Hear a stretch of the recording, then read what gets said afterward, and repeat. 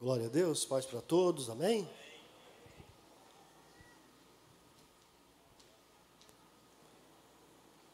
Para mim é um prazer estar aqui mais uma vez. Agradecer o pastor Irismar, né? Meu pastor também, o pastor João, pela oportunidade. Abra sua Bíblia aí em Efésios, capítulo 6, versículo 10 a 12. 3 versículos.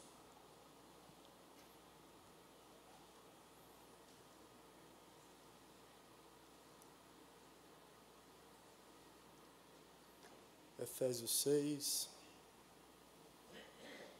10 a 12.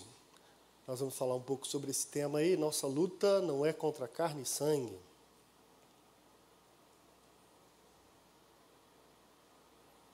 Todos acharam, amém?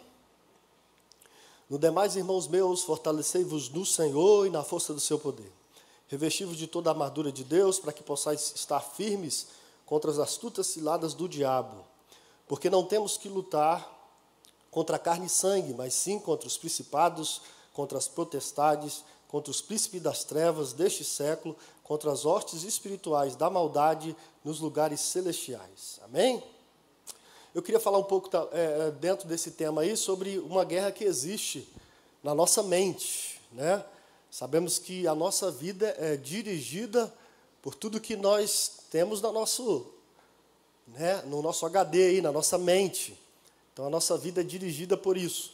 Mas antes disso, vire para a pessoa que está do seu lado e fala assim: a minha luta, fala para a pessoa que está do seu lado, a minha luta não é contra você. Se você estiver do lado do seu esposo, da sua esposa, repita mais 2 vezes isso aí. A minha luta não é contra você. A nossa luta não é contra carne e sangue, né? A batalha é pela sua mente. Toda luta do ser humano começa na mente, né? Aquilo que a gente tem na nossa mente. E eu vou falar daqui a pouco sobre algumas doenças aí do século. Lá em 1 Coríntios capítulo 2, versículo 14 a 16, se você puder, nós vamos ler nesse início alguns versículos. 1 Coríntios capítulo 2, a partir do versículo 14. Vamos ver o que aqui diz lá.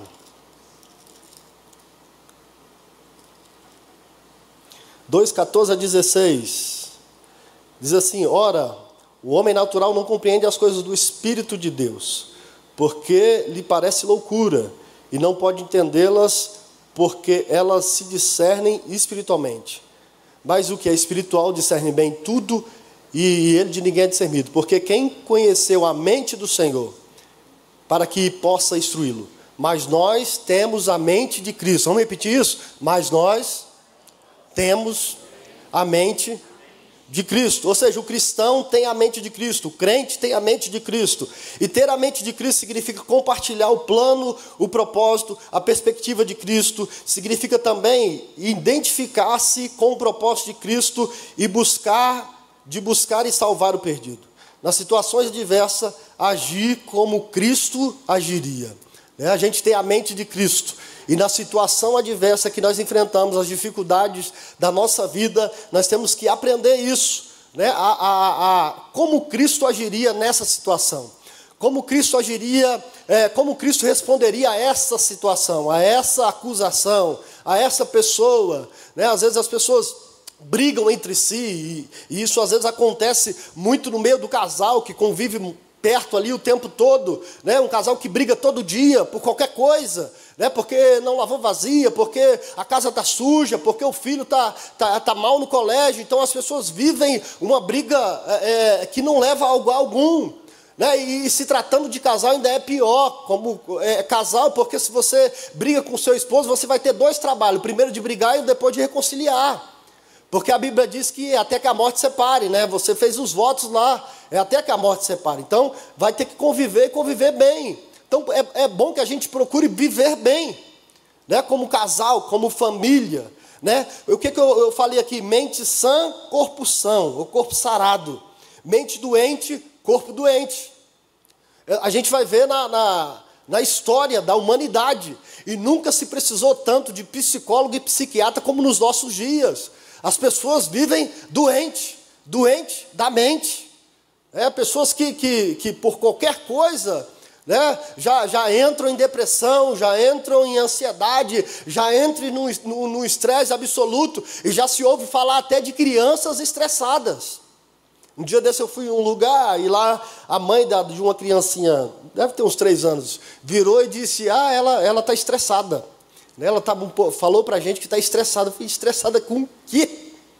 Não paga boleto nenhum.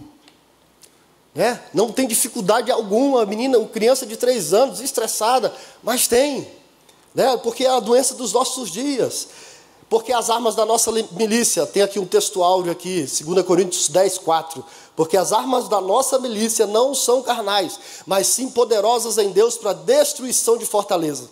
Um tempo desse a gente falou sobre esse tema aqui, as armas da nossa milícia. E nós falamos aqui, acho que foi até eu que dei essa lição, que nós temos 3 armas poderosas que nós podemos usar para combater esse inimigo espiritual que nós enfrentamos. O inimigo que vive aí nas regiões celestiais que nós vamos tratar aqui. Uma delas é a oração, a outra é jejum e a palavra. As armas da nossa milícia, ou seja, as armas da nossa luta, das nossas batalhas são espirituais e poderosas em Deus para destruição de fortaleza. Oração, jejum e palavra. A gente tem que buscar isso para a nossa vida. A verdade prática, por trás das aparências, há uma batalha espiritual invisível contra a igreja. O diabo luta 24 horas por dia para destruir a igreja. João 10, 10, a parte final lá, não, a parte inicial, porque o ladrão vem senão para matar, roubar e destruir. E o próprio Jesus escrevendo, ele diz, o final, eu vim para que tenham vida e vida em abundância. O pastor falou isso aqui na quarta-feira. O diabo ele vem então para matar, roubar e destruir. E ele faz isso muito bem. É a especialidade dele, matar, roubar e destruir. Matar a vida cristã, roubar a sua paz e destruir você. E quanto mais destruir, melhor é. Quanto mais no fundo do poço, melhor é para ele. Mas o Jesus termina dizendo, eu vim para você ter vida e vida com abundância. Há uma luta espiritual 24 horas por dia. Irmãos, entenda uma coisa. O mundo espiritual é muito mais real do que esse mundo que a gente vive. Esse mundo material, que você está vendo aí aos seus olhos. O mundo espiritual. Depois eu vou citar um texto aqui, onde Eliseu estava numa batalha, e aí o servo dele sai fora assim da tenda e diz, meu senhor, nós vamos morrer, porque a gente está cercado de uma multidão aqui de um exército que veio contra a gente. E aí Eliseu faz uma oração e diz, Senhor, eu peço que abra os olhos para que ele veja quem está com a gente. E aí o Senhor abriu os olhos do jovem ali, e ele viu o exército, carros e cavaleiros, em volta deles para o ajudar na batalha. Mas existe uma guerra espiritual ferrenha. O pastor está falando desse testemunho na compra disso aqui, na compra desse templo. O quanto o inimigo revestiu e investiu para que isso não acontecesse.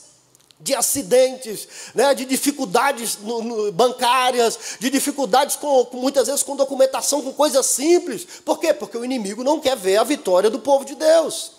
E ele vai lutar 24 horas, ele faz isso muito bem. Ele faz isso contra você, ele faz isso contra a sua casa, ele faz isso lá no seu trabalho. E a gente tem que entender isso e fazer a leitura de quando isso começar a acontecer. O casal principalmente, marido e mulher, você precisa viver bem com a sua esposa. Você precisa viver bem com o seu esposo. Deixa de brigar por qualquer coisa. Deixa de discutir por qualquer coisa. Por quê? Porque o inimigo ele vai agir justamente nisso, para destruir a família. A família é a base da sociedade, irmão. Família sarada, sociedade curada, sociedade sarada. Família com a mente transformada, sociedade com a mente transformada. Tudo começa lá, na família. E o diabo vai tentar destruir a todo custo. Primeiro que isso é plano de Deus, A família é plano de Deus. Foi forjada, foi criada por Deus. Então, fica aqui a dica. Você esposa, você esposo, faça o máximo para viver bem e faça a leitura. Opa, da onde está vindo essa discussão? Da onde está vindo esse problema? Por que surgiu essa dificuldade? Discuta sobre isso. E chega a um denominador comum. Quando não tiver, dobre o seu joelho com a sua esposa, com o seu esposo e vá orar sobre isso. Chama os filhos quando eles entenderem e ore sobre isso, porque Deus vai dar solução. Cuide da sua mente. Todo pecado começa na mente. Cuide da sua mente.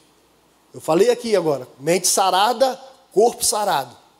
Todo pecado começa na mente. E aqui, para você entender bem, assim, peguei aqui uma figura de linguagem aqui.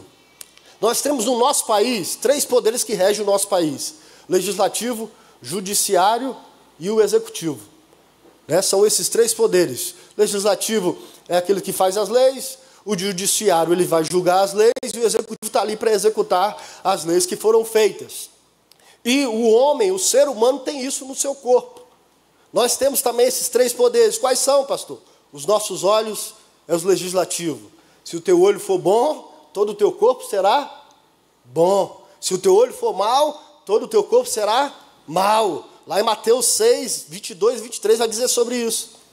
E o judiciário, a nossa mente. Os olhos vê, a mente já capta aquilo.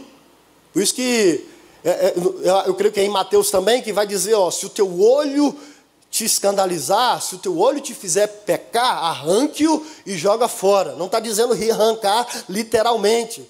É tirar a visão daquilo que te faz pecar. E até tem alguns engraçadinhos aí, eu vi um dia desse um homem falando sobre isso. Não, pastor, a gente não pode olhar 2 vezes, mas olhar uma só pode. Então ele olha e não tira mais os olhos. Fica 10 minutos olhando. Por quê? Porque ele dizendo ele que acha que não pode olhar a segunda vez. Mas a Bíblia está dizendo, se o teu olho te fizer pecar, te escandalizar, arranca. Se o teu braço direito te fizer escandalizar, arranca. Isso aqui é o poder judiciário, a sua mente. O que tem feito mal para mim? O que tem sido ruim para mim, para minha mente? Seja um programa de televisão, seja um acesso na internet, seja uma conversa com alguém que eu não deveria estar conversando. O que está fazendo mal para a minha mente? Então, arranca, tira isso. E o poder executivo, que é o coração, Depois que desce para o coração, irmão, já era. Já executa. Então os teus olhos vêm, lança para a sua mente, desce para o coração, e o coração concede o pecado. Provérbios 4, 23 vai falar sobre isso. Sobre tudo que se deve guardar, guarda o teu coração. Porque dele procedem as saídas da vida. Guarda o centro das suas emoções, o centro do seu sentimento. Cuidado com isso. Homem é visão, Cuidado com os seus olhos, que você tem visto. Mulher é audição, homem é visão. Então, aquilo que ele olha, homem é visão. Ele olha e deseja. Mulher não, mulher é audição. Mulher é audição, aquilo que estão falando no ouvido dela. Então, nós temos que tomar cuidado com isso. Muito cuidado com isso. Lembra lá do Jardim do Éden? A serpente usou o quê? A audição da mulher. Foi no ouvido da mulher.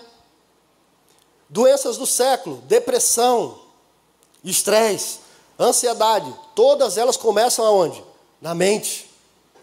Na mente da pessoa. E o que é depressão? Excesso de passado. Estresse, excesso de presente. Ansiedade, excesso de futuro. Tanta gente com depressão, pensando no que aconteceu, nas coisas ruins que passaram. E aí, isso na mente, vai trazendo, daqui a pouco ela não quer mais conversar com ninguém, daqui a pouco não quer se relacionar com ninguém mais, daqui a pouco ela entra para dentro de um quarto escuro, porque ela acha que ali é o lugar de refúgio dela, não quer mais contato com ninguém. Por quê? Porque ela passou uma coisa lá no seu passado, que hoje está refletindo agora no seu presente. Estresse. Filipenses 3, 13 e 14, eu tenho uma palavra sobre isso. Abra lá Filipenses, capítulo 3, versículo 13 e 14. Irmãos, quanto a mim, não julgo que haja cansado, mas uma coisa faço, e é que esquecendo das coisas que para trás ficam e avançando para que estão diante de mim, prossigo para o alvo, para o prêmio da soberana vocação em Cristo Jesus. Isso aqui também é Paulo escrevendo. Ele diz, esquece tudo que passou, olhe para frente. Você que está nesse processo, procure ajuda, procure psicólogo, procure, se preciso, um psiquiatra para tratar isso, mas daqui para frente, olhe para as coisas que estão diante de você, que com certeza você vai sair disso, você vai sair dessa depressão. Procure ajuda. Estresse, excesso de presente. E Mateus 6, 34 vai falar sobre isso. Né? Lá está dizendo, Jesus escrevendo lá, continuando o sermão do monte, ele fala sobre isso. Não se preocupe com o que você vai comer, com o que você vai vestir, porque assim como o Senhor veste os lírios do campo, as árvores do céu não trabalham, não cegam, e o Senhor sustenta todas, assim Ele vai fazer com você. Não se preocupe, né? Trabalha, e não desfruta do bem adquirido, e entra no estresse. Chega em casa estressado, quer brigar com todo mundo, quer discutir com todo mundo, cuidado com isso. Mateus 6,34, depois você pode ler sobre isso. E a ansiedade é excesso de futuro. Tem gente ansiosa aqui? Não precisa levantar a mão, não. Muito ansiosa ou pouco ansiosa? Né? Todos nós temos, não sei se isso é ruim, a gente precisa tratar isso. Eu tenho um pouco de ansiedade. Né? Principalmente, eu trabalhei com um pastor um tempo, e aí, de vez em quando, ele ligava para mim assim, ele mandava mensagem, falava, Júnior, amanhã eu quero falar contigo. Eu ficava falando, por que não fala agora, gente? Aí depois da mensagem, até no outro dia, era pensando sobre o que tinha acontecido até aqui, e o que ele queria falar, e aí eu ficava, meu Deus, não dormia direito, não, o pastor quer falar comigo. Será que é? Qual é o assunto? O que eu fiz? E aí eu puxava na memória se alguma coisa tinha feito errado ali. Ansiedade, ansioso. No outro dia, quando sentava lá perto dele, ele vinha com um assunto nada a ver. Eu falei, gente, sofri tanto, padeci tanto. Esse era o assunto. E depois eu peguei uma certa amizade com ele, eu falava isso. Pastor, tiver que me falar alguma coisa, pastor, já liga, já fala logo. Tiver de pagar um sapo, fazer qualquer coisa, já liga e fala logo, pastor. Porque quando o senhor fala que quer falar comigo amanhã, eu fico um dia pensando sobre isso. E tem gente assim, ansioso. Não sei se é da sua época, mas da minha época de menino, a viagem que a gente fazia era vir em Goiânia. A gente tem alguns parentes aqui em Goiânia. E aí meu pai virava e falava assim, amanhã a gente vai viajar para Goiânia. Quem é criança, vocês foram criança, você sabe muito bem disso. Irmão, passava a noite todinha acordado, pensando na viagem. Porque criança tem isso. Então, cuidado com a ansiedade. Excesso de futuro, o que vai ser? O que será do amanhã? O que vai ser? O que vai acontecer? 1 Pedro, capítulo 5, versículo 7. Lançando sobre ele toda a vossa ansiedade, porque ele tem cuidado de vós. De vós. Deus é que cuida da gente. Ele é o Senhor da nossa vida. Essas três enfermidades atacam a mente do ser humano. E tem destruído pessoas. Infelizmente. Pessoas que não buscam ajuda. Porque quando busca ajuda, tem cura. Tem solução. A nossa igreja tem disponível, né, para essas pessoas. Né, psicólogo aqui atendendo. Pessoas dessa área, para quê? Para serem tratadas, para serem curadas a sua mente, para que você tenha uma mente sarada. Irmão, uma mente enferma, uma mente doente, ele não vai desenvolver muito bem. Não desenvolve em casa, não desenvolve no trabalho, não desenvolve na igreja, não desenvolve, porque a mente está doente. Precisa ser curada essa mente. As pessoas estão vivendo enfermas e vão levando isso ano após ano, com esse sofrimento, quando na verdade poderiam buscar ajuda, né? Ser trabalhada a sua mente nessa área. Então busque ajuda, busque alguém, ore a Deus, busque ajuda na igreja, busque ajuda com o seu pastor, com a sua liderança, busque ajuda com um profissional da área, busque ajuda. Um grande líder, uma vez a gente estava numa reunião e ele falando sobre isso. Ele falou que estava com dificuldade de dormir. Pastorzão, top. Era o meu pastor presidente. E aí ele falou com dificuldade, porque já velho, né, 60 e poucos anos. Falou, não vou procurar ajuda, não vou procurar ajuda. E todo mundo fala, a esposa vai procurar ajuda, você precisa procurar ajuda. Ele procurou o médico dele, conversou com ele. Ele falou, não estou conseguindo dormir, os problemas vêm na minha cabeça, e eu tenho muita insônia. Ele falou, vai lá e toma esse remedinho aqui, e depois você volta aqui depois de 2 semanas. Ele falou que tomou o primeiro comprimido, não dormiu não, ficou tranquilo. A partir do segundo ele dormiu a noite toda. No terceiro ele já dormiu quase 2 noites seguidas. E aí quando ele voltou lá ele já estava bem melhor. Por quê? Porque ele precisou de um remedinho. Homem de Deus, pregador da palavra, grande homem de Deus, mas precisou de um remedinho para controlar, porque tinha algumas vitaminas ali que ele estava precisando para repor, para ele ser curado. A gente, principalmente os homens, não gostam de procurar ajuda médica, então procure o médico. Né? E quando eu falo para você, é o tanto de dedo apontado para mim. Né? Então, a gente às vezes não quer procurar ajuda. Então procure ajuda. Homens, procure ajuda. Né? Passou dos 40, procure ajuda. Procure, porque você vai ver que você vai viver bem melhor. O objetivo geral aqui dessa lição é explicar a nossa luta espiritual, não é física ou material. O que eu falei aqui no começo, a minha luta não é contra o meu próximo, nem contra mim mesmo. Nem contra eu mesmo. A minha luta é muito maior, numa esfera muito maior. Se fosse contra o meu próximo, seria fácil, irmãos. Imagine se a sua luta fosse contra alguém que está do seu lado, ou alguém que está perto de você, alguém que você conhece. Né? Se a minha luta fosse contra algum irmão aqui, eu conheço, sei onde mora, sei o carro que tem, sei a família, seria fácil. Né? A estratégia, usar a estratégia para guerrear. Mas a nossa luta, que eu quero te passar nessa lição, é que a sua luta é muito maior do que você imagina. Muito maior. A gente tem a ajuda de Deus, dos anjos de Deus ao nosso favor, anjos ministradores de bênção, temos sim, mas a nossa luta é muito maior. Para de ficar guerreando contra pessoas. Para de manter a sua luta na horizontal e comece a olhar para a vertical e você vai ver no mundo espiritual. Você vai ver aqui, eles são bem formados, capacitados para destruir. Tome cuidado com isso, a sua luta não é contra carne e sangue. Por mais que, assim como Deus tem os seus instrumentos, o diabo também tem os seus instrumentos. Então a gente tem que tomar cuidado com isso. Minha luta não é contra o meu próximo. A minha luta é muito maior. Deixar claro sobre a importância de conhecermos as astutas ciladas do inimigo. Este ainda continua a fazer estragos na vida da pessoa. O diabo sabe o que ele faz? Ele joga a casca de banana e espera você escorregar e cair, para ele vir e destruir, pisar no seu pescoço.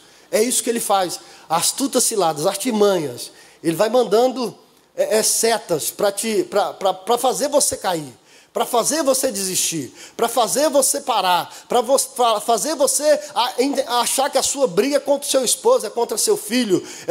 Não é. Entenda isso. Introdução.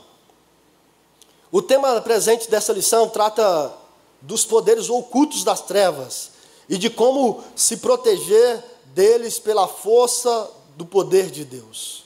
Ele nos ensina a importância de conhecer as astutas ciladas do inimigo. O diabo já perdeu a peleja, mas continua fazendo estrago nesse período entre o início e o final da batalha, da jornada da igreja aqui na terra. O crente em Jesus Cristo precisa adquirir maturidade e não ser crente menino na fé. Maturidade. Ter maturidade. Isso é com o tempo. Maturidade. As dificuldades vêm. Né? Você vai criando resistência. Porque tem crente que 20 anos, mas ainda é menino na fé. Precisa de leitinho. Se o pastor não der o gagal dele de cada dia, ele já fica nervosinho. Já começa a chorar e a lamentar. Então é maturidade. Maturidade. Você não tem 10 anos de crente, 5 anos de crente, 20 anos de crente, você não está precisando de gagal mais. Você está precisando de mocotó, de feijão, tutu de feijão. Né? Lembra do tutu de feijão? É isso que dá sustância. Né? Mingau, leitinho, é para recém-nascido. Para crente novo. Crente velho, não. Mocotó de vez em quando faz bem. Maturidade. Há uma batalha espiritual invisível contra a igreja. Contra a igreja. Enquanto nós estamos aqui, irmãos, lá fora, tem demônios fazendo de tudo para destruir você. Não quero te deixar com medo, mas eu quero que você entenda isso. Enquanto nós estamos aqui, quando nós estamos na presença de Deus. Existem demônios que trabalham, que lutam.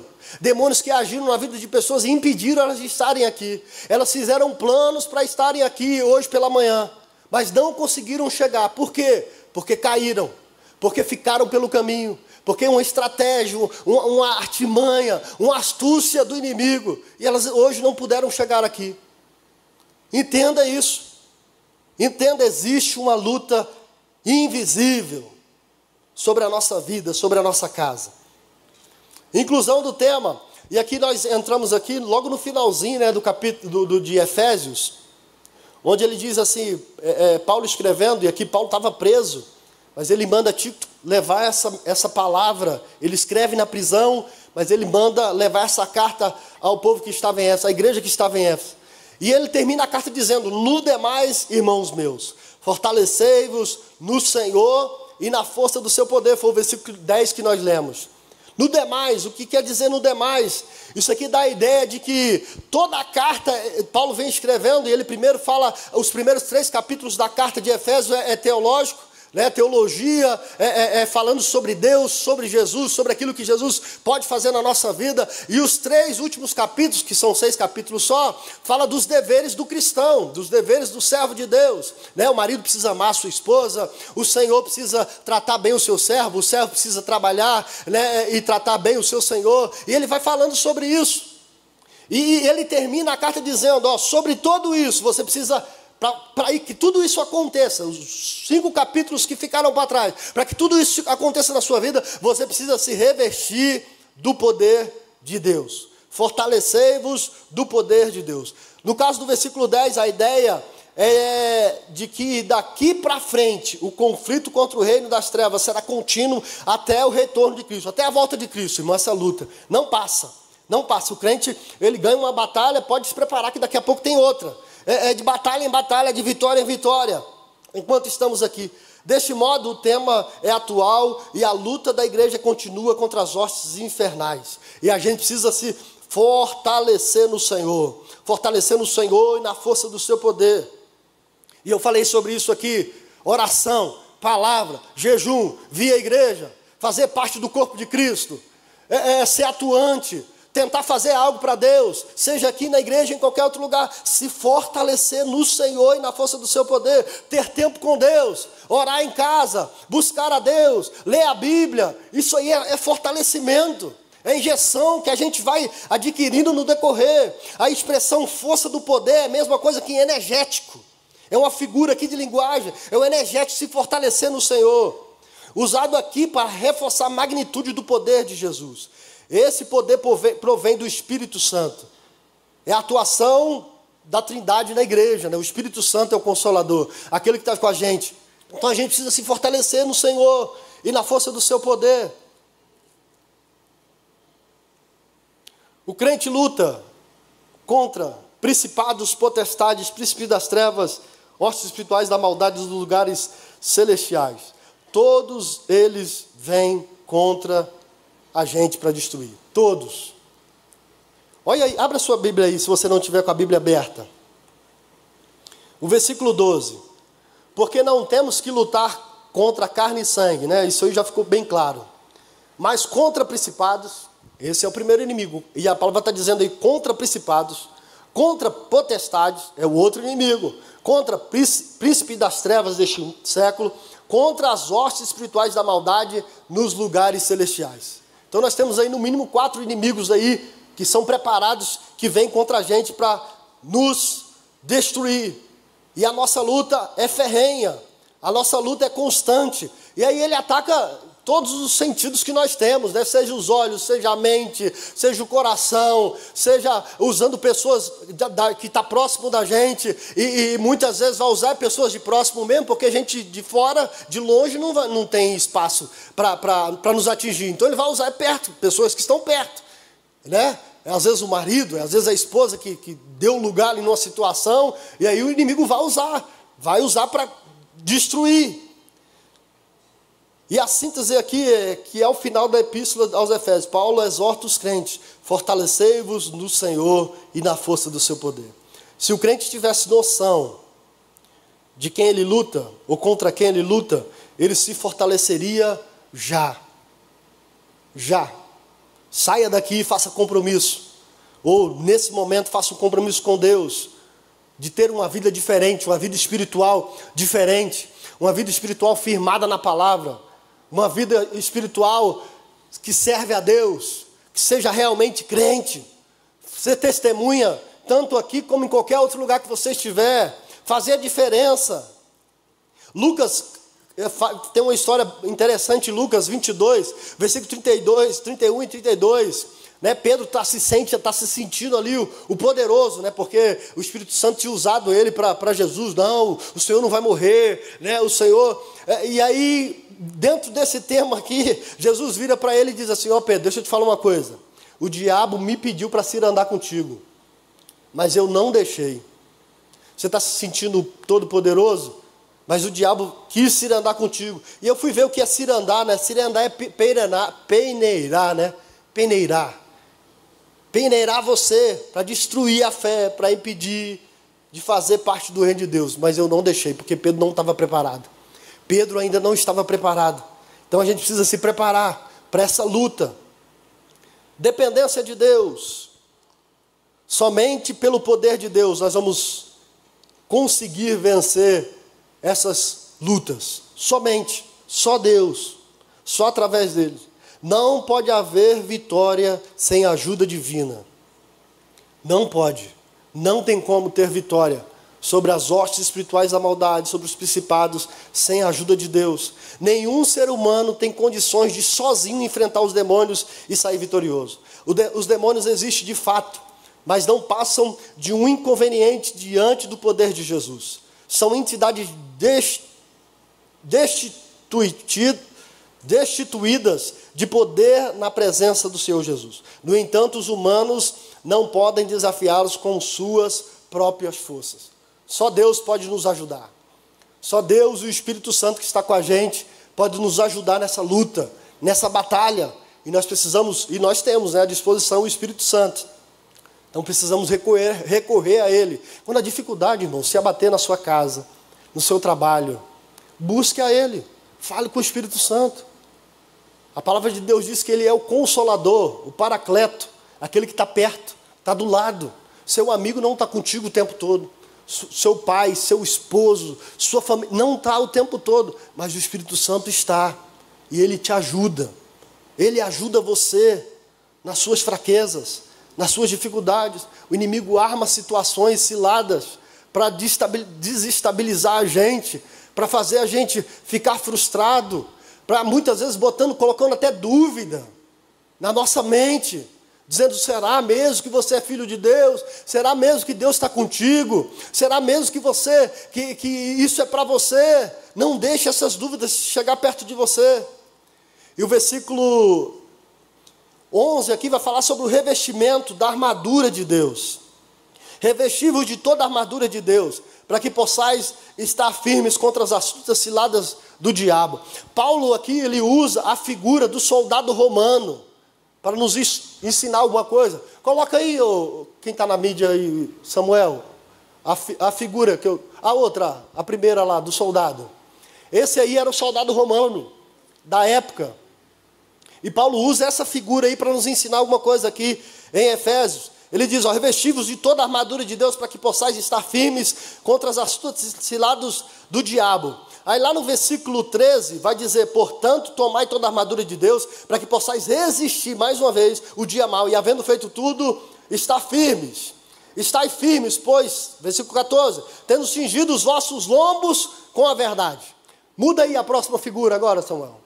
Cingindo os vossos lombos com a verdade. E cingindo aqui agora é o cinto. Cinturão da verdade. Por que Paulo usa o cinto da verdade? O soldado romano usava o cinto por baixo da sua armadura. E esse cinto era mais ou menos de 20 centímetros de largura. Para que esse cinto? Para que ele pudesse ficar ereto na batalha e não se curvasse facilmente. Porque de tanto ficar ali, as batalhas às vezes duravam 1 hora, 2 horas, 3 horas de batalha, o dia todo de batalha. Então eles não se curvavam facilmente. Aquele cinto protegia a sua coluna, né? E aqui também as suas vísceras aqui, porque era um alvo fácil aqui. Se acerta aqui, já era fácil. Então esse cinto era de linho bem retorcido e ele E Paulo traz aqui a figura de verdade, essa verdade. E que isso serve para nós? Você não vai se dobrar facilmente, porque você está cingido com a verdade. Então, quando o diabo vir com mentiras a seu respeito, você não vai se dobrar a essas mentiras. E mentiras, muitas vezes, que às vezes soam como verdades, ele vai trazer para você. Mas não se dobre, fique com a verdade, que é a palavra de Deus. Né? João 17:17, Jesus orando pelos seus discípulos, diz: santifica-os na verdade, a tua palavra é a verdade. João 8:32, e conhecereis a verdade, e a verdade vos libertará. Cristo é a verdade.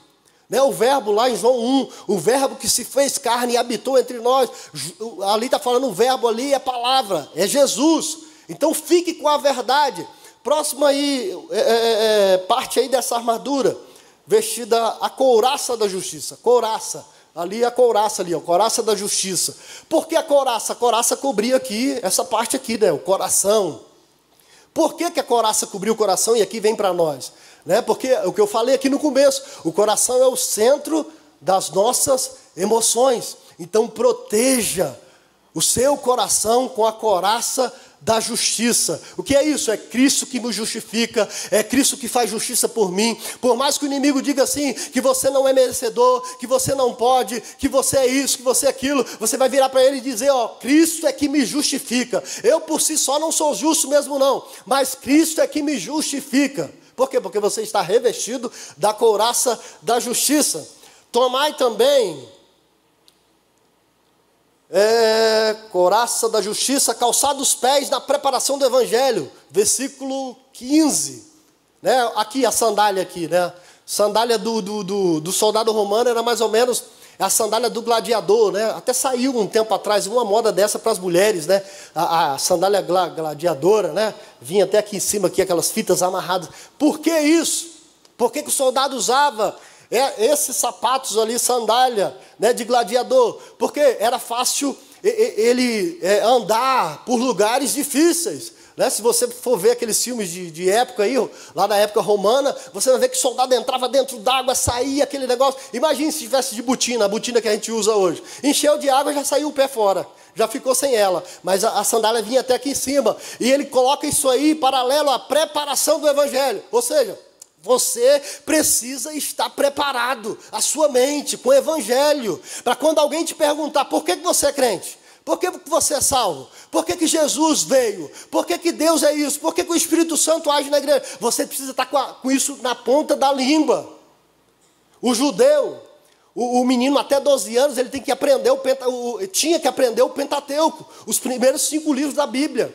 Até os 12 anos, o menino judeu tinha que estar com isso na ponta da língua. E a gente crente? E nós servos de Deus? Temos que estar com a palavra de Deus, irmão. Lembra lá de Jesus quando enfrentou aquela dificuldade lá em Mateus capítulo 4?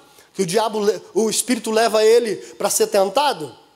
Lá no deserto para jejuar, e depois de 40 dias ele foi tentado. Ele usou o que lá? A palavra. E o diabo conhece a palavra? Conhece? Porque o diabo também usou a palavra.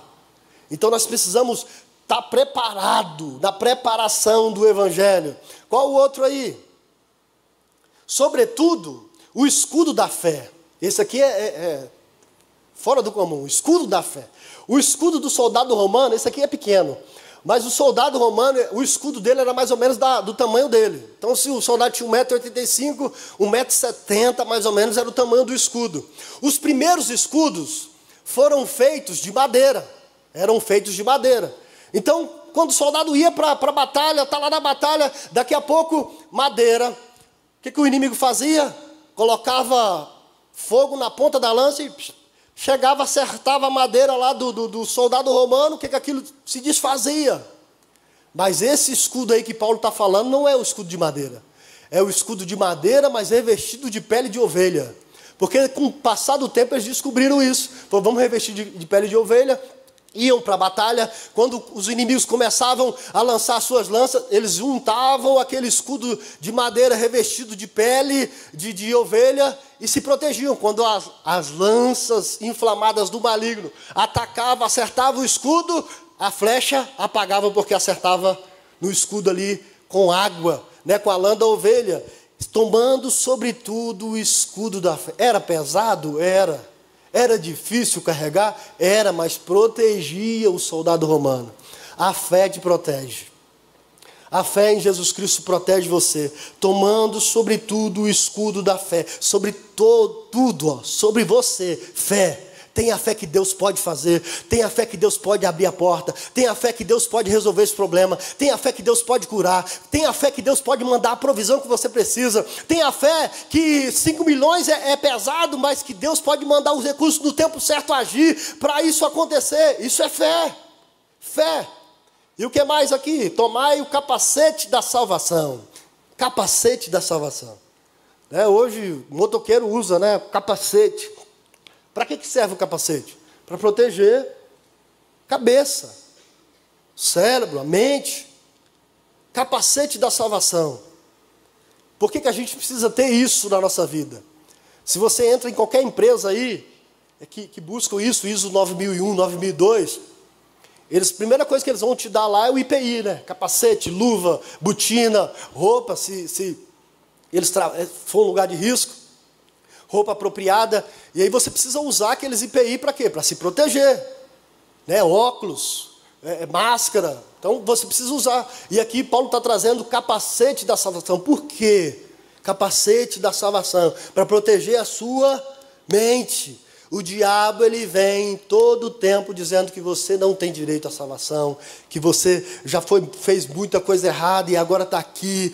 Você roubou, você matou, você fez isso, você fez aquilo. Agora vem dizer que você é salvo, que você vai ser salvo. Então proteja a sua vida com o capacete da salvação. Eu conheço pessoas que estão no nosso meio, não aqui, mas em outros lugares que eu passei, há 20, 30 anos, e você pergunta, você tem certeza da salvação? Ele não sabe.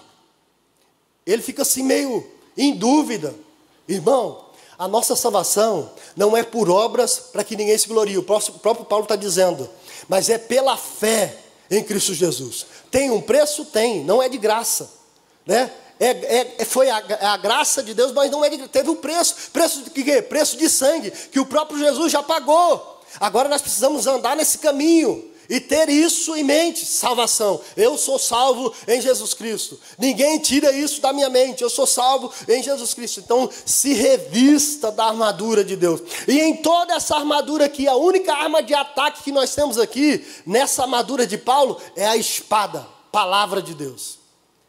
Essa é a espada de ataque do crente, a palavra de Deus. O soldado romano usava muitas vezes lança. Mas a flecha, que era de longo alcance, a lança também, você lançava a lança e acertava o seu inimigo. Mas Paulo usa aqui só a palavra, só a espada. Por quê? Porque a espada é uma luta mais perto. E aí vence quem tem mais habilidade com a espada.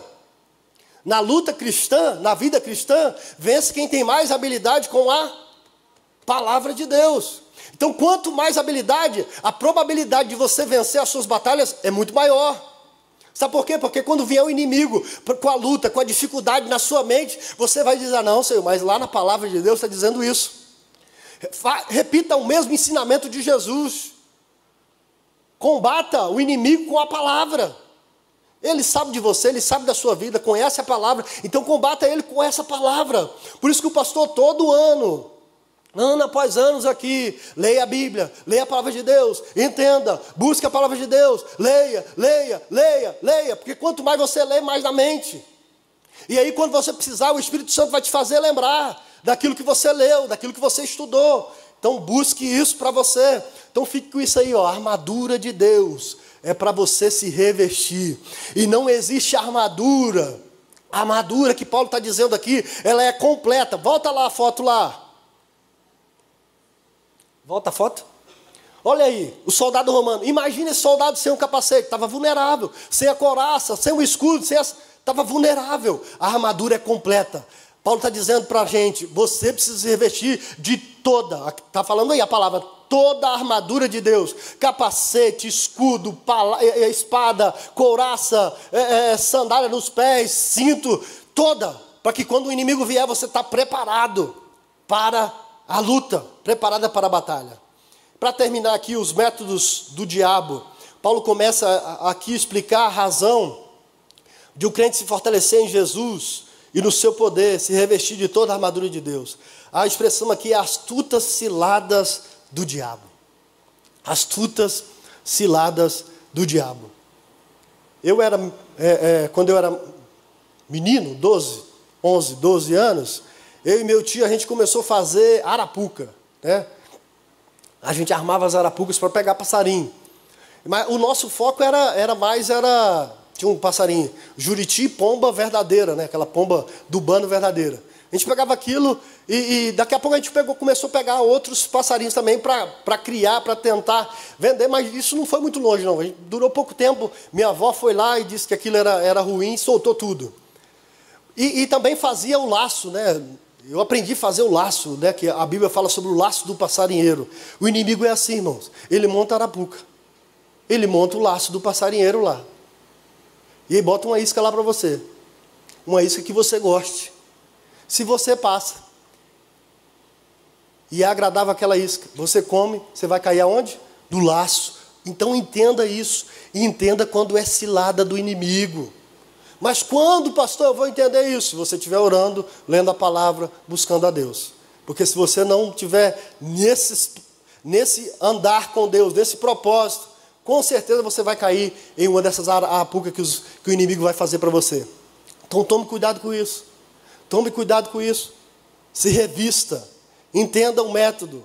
O inimigo, ele lança a ideia de armadilha.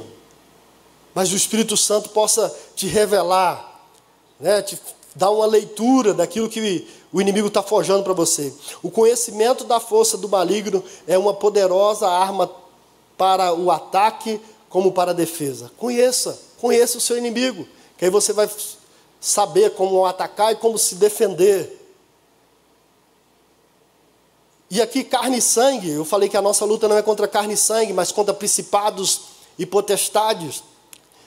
Assim como o exército brasileiro tem a hierarquia, no mundo espiritual é a mesma coisa. Tanto para anjos bons como para anjos ruins. Você vai ver lá no primeiro capítulo de Efésios, que o Paulo está se referindo lá a principados e potestades, a anjos bons. Mas aqui no final ele já se refere a anjos maus.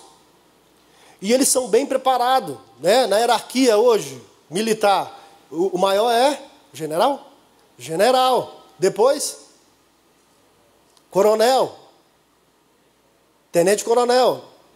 Major. E vai indo. Depois major. Capitão. Depois. E é muita coisa. Primeiro tenente. Eu sei que tem cabo e soldado. Né? Já lá embaixo.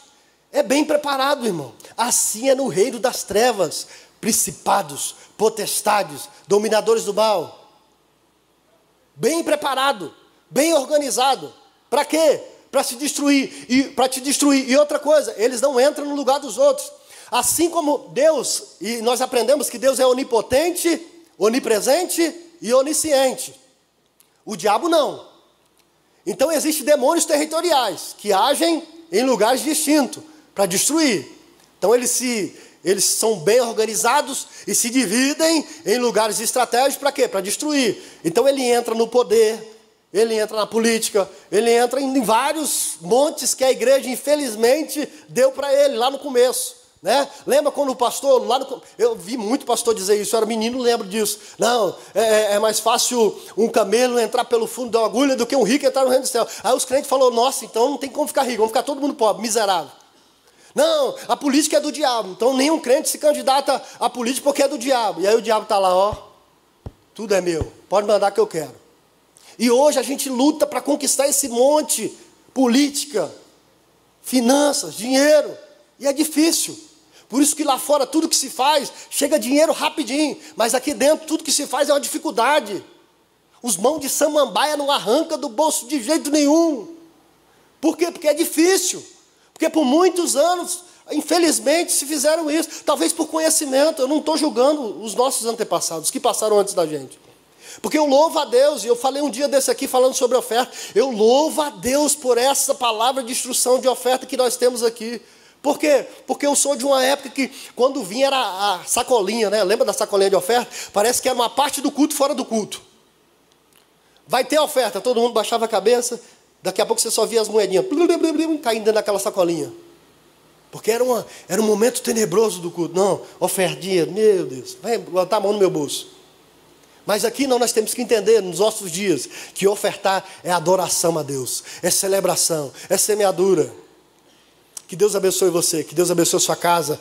E a nossa luta não é contra a carne e sangue, mas contra todas as hostes espirituais da maldade nos lugares celestiais. Deus abençoe você, pastor.